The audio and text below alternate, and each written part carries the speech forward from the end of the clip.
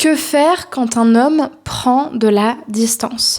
Bonjour à vous mesdames, j'espère que vous allez bien et bienvenue sur ma chaîne YouTube S'aimer plus dans laquelle aujourd'hui je vais vous donner mon conseil de coach en amour pour que vous puissiez savoir quoi faire quand quelqu'un prend de la distance et que vous ne savez pas justement comment réagir pour ne pas le faire fuir et pour donner toutes ses chances à la relation de repartir du bon pied. Je me présente, je m'appelle Chloé Mercard, je suis coach et psychopraticienne en programmation neurolinguistique et en hypnose ericksonienne et je suis spécialisée dans l'accompagnement de la dépendance affective et dans le renforcement de l'estime de soi. Chaque jour, j'accompagne des femmes et des hommes qui veulent rencontrer l'amour, qui veulent se faire confiance et surtout qui aspirent à des relations apaisées, sereines et riches avec des partenaires qui voudront eux aussi s'engager à construire quelque chose de plus profond ensemble. Si vous n'êtes pas abonné à la chaîne, je vous invite à le faire maintenant en cliquant sur le bouton rouge s'abonner et en activant la cloche des notifications pour recevoir tous les matins mes vidéos à 8h. J'ai également mis à votre disposition une formation offerte qui s'intitule « Incarner la femme sensationnelle, lumineuse et unique qui l'épousera » et elle est disponible dans la description de cette vidéo. Vous cliquez sur le lien correspondant, vous vous inscrivez et vous la recevez directement par mail. C'est une bonne formation pour faire un premier cheminement à l'aide d'outils de coaching pour renforcer l'estime de soi et directement agir sur la qualité des rencontres amoureuses que vous faites et également sur ce que vous renvoyez de vous quand vous rencontrez quelqu'un. Donc, pour parler du vif du sujet, je vais vous dire quelque chose. Donc, c'est une citation que j'adore, que je donne à toutes mes clientes et que j'ai justement découvert dans le livre de Sherry Hargov. Vous pouvez pas le voir d'ici là, il est rangé dans mon étagère. C'est « Les hommes ne réagissent pas aux paroles, mais à l'absence de contact ». C'est également vrai pour les femmes, mais c'est encore plus vrai pour ces messieurs qui ne communiquent pas.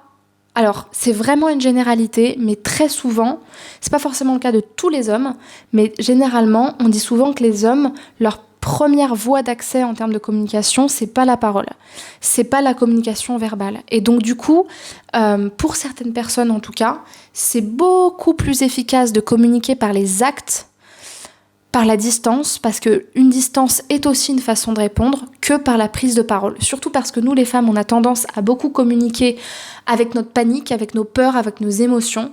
Et le truc, c'est que quand on communique avec nos émotions, pour nous, c'est super clair, mais pour ces messieurs, ça ne l'est pas forcément. Et ça, mon Dieu, on le voit dans les disputes de couple, quand vous avez l'impression que vous lui avez écrit le message de l'année hyper clair qui détaille toute votre émotion, alors que lui n'a rien compris, et il a juste compris la phrase qu'il fallait pas comprendre. Donc, les hommes ne réagissent pas aux paroles, mais à l'absence de contact, et c'est d'autant plus vrai dans les situations de fréquentation amoureuse, de séduction amoureuse. Pourquoi ?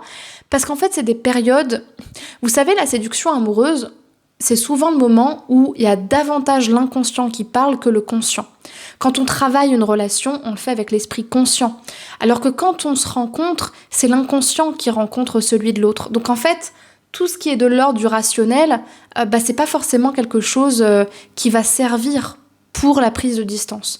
Donc moi je trouve que c'est beaucoup plus intelligent à ce moment-là de laisser parler les situations plutôt que d'essayer de les contrôler et de mettre forcément des mots dessus. De plus, dans tous les cas, vous ne pourrez pas contrôler son comportement, donc plus vous cherchez à vous rassurer en le harcelant de messages, moins justement il pourra trouver les réponses qu'il est venu trouver. Alors que si vous lui laissez de l'espace, il va pouvoir baisser la garde et revenir vers vous parce que justement, il comprendra que vous ne cherchez pas à le contrôler et surtout, il comprendra que vous n'avez pas peur de vivre sans lui. Et ça, c'est super important. Alors encore une fois, moi, j'aime pas dire que c'est que les hommes qui fonctionnent comme ça parce que j'aime pas les différences entre les hommes et les femmes, mais en tout cas, ce que j'ai remarqué, c'est que les personnes qui ont peur de l'attachement, souvent, elles ont tendance à partir ou à se désengager quand elles sentent que elles commencent à pas contrôler ce qui se passe et à avoir peur de leurs sentiments. Et le truc, c'est que souvent dans ces moments-là, elles ont besoin de se rassurer. Donc plus vous leur laissez de l'espace, plus quelque part vous êtes en train de les rassurer en leur disant fais ton truc, rassure-toi, crée-toi une histoire comme quoi tu contrôles parfaitement la situation, mais en attendant, déjà de 1, je vais pas t'attendre, et de 2, c'est pas à moi de faire le travail à ta place. Donc quelque part, c'est une façon aussi de leur faire comprendre que c'est à elles de s'engager si réellement elles veulent vivre quelque chose avec vous. Donc en fait, c'est un équilibre à trouver. Montrez-lui que vous êtes compréhensif, que vous êtes patiente dans le sens où vous n'avez pas besoin qu'il s'engage maintenant. De toute façon, vous n'avez pas besoin que lui s'engage. Vous allez trouver quelqu'un si lui ne prend pas cette place-là. Mais que vous n'avez pas besoin de lui, et ça va très vite le faire réfléchir. Et souvent, dans les situations que j'ai travaillé avec mes clientes dans ces moments-là, ou même avec des hommes qui étaient avec des femmes justement qui avaient ce comportement-là, généralement, la réflexion est très rapide.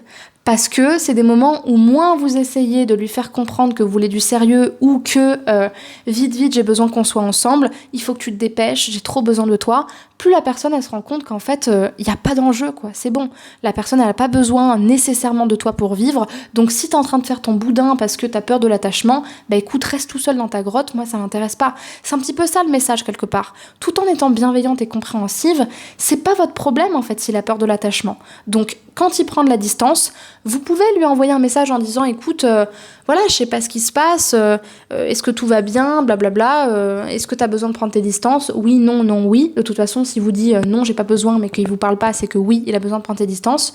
Dans tous les cas, si vous avez essayé de parler avec lui et que ça ne donne rien, ne cherchez pas plus loin, prenez vos distances, arrêtez de lui écrire, faites votre vie, faites comme si il vient pas, c'est pareil, et il reviendra beaucoup plus vite s'il est intéressé et qu'il est attaché. Voilà.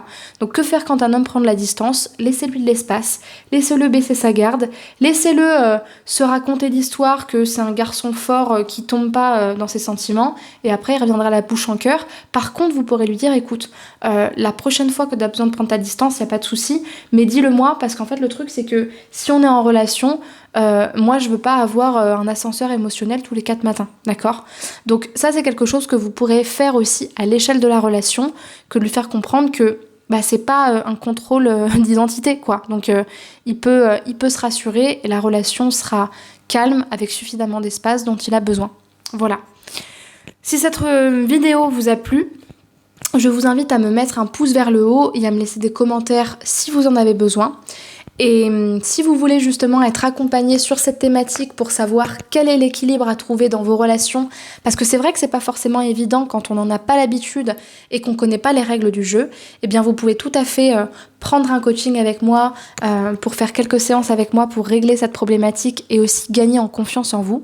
Et dans ce cas-là, je vous invite à réserver votre appel avec moi en cliquant sur le lien qui est en description de la vidéo. C'est le premier lien. Vous choisissez l'heure à laquelle vous souhaitez que je vous appelle. Je vous appellerai.